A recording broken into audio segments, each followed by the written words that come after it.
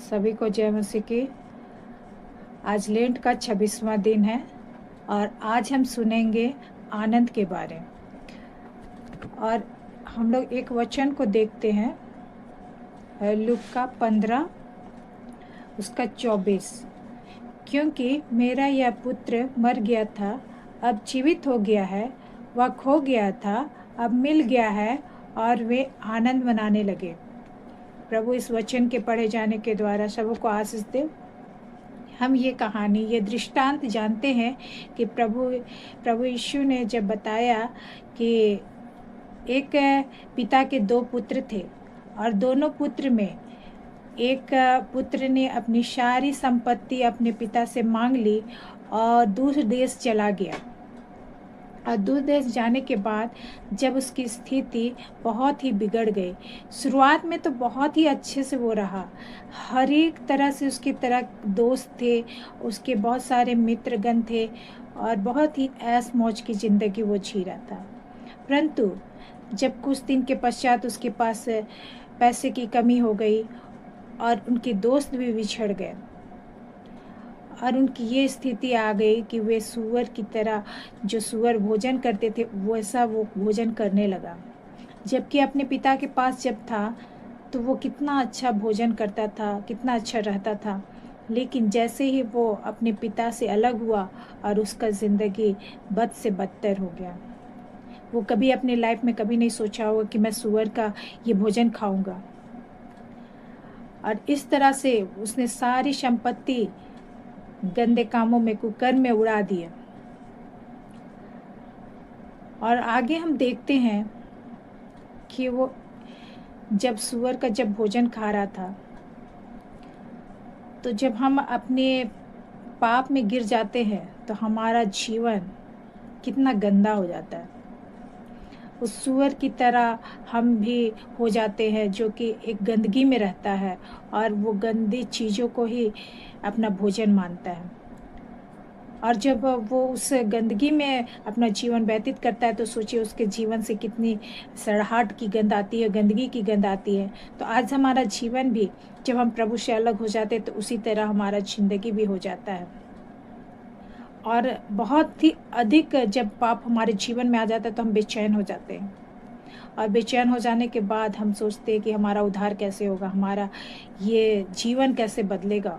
और इसलिए वो क्या करता है, अपने आप में आता है, पछतावा करता है वो पुत्र, और वो सोचता है कि अब मैं उठकर अपने पिता के पास जाऊंगा। और पिताजी भी उसका इंतज़ार प्रत्येक दिन करते थे। और जैसे ही उसने सोचा कि अब मैं जाऊंगा, और उस दिन वो सच्चा पछतावा करके वो उसके अपने पिता के घर जाने के लिए लौटा। अब बाइबल बताती है कि वो क्या हुआ, जैसे ही उसके पिता ने दूर से देखा और वो दौड़ के गया और उसे गले लगाया।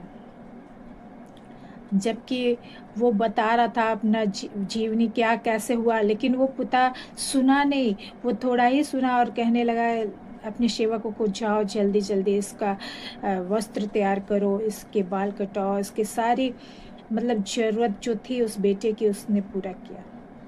वो पाप को नहीं सुना, उसकी बीती ज़िंदगी को प्रभु जानते हैं।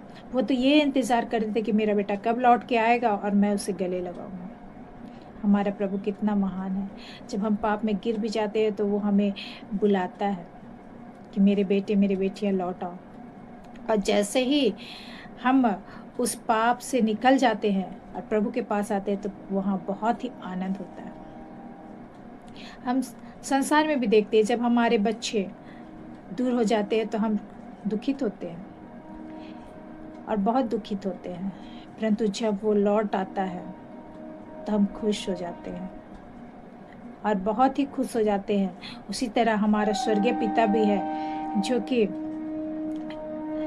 जब एक पापी के मन फिराने से वो स्वर्गराज में वो आनंद मनाया जाता है जो कि बयां से बाहर है।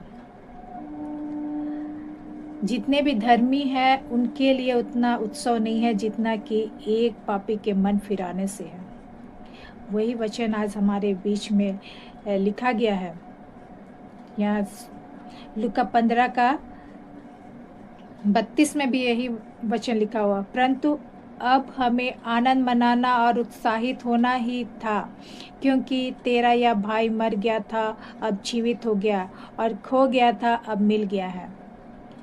वो मतलब पाप में था और अब क्या हो गया है, प्रभु में जी गया। वो मर गया था लेकिन प्रभु में जीवित हो गया। वो खो गया था और मिल गया। कितना आनंद उस समय मनाया उसके पिता ने, और सारे लोगों ने आनंद मनाया। तो उसी तरह हमें भी जब हम प्रभु की ओर फिर जाते हैं तो वो आनंद मिलता है, वो उत्साह मिलता है, स्वर्गीय आनंद जो कि पिता हमारे लिए रखा है।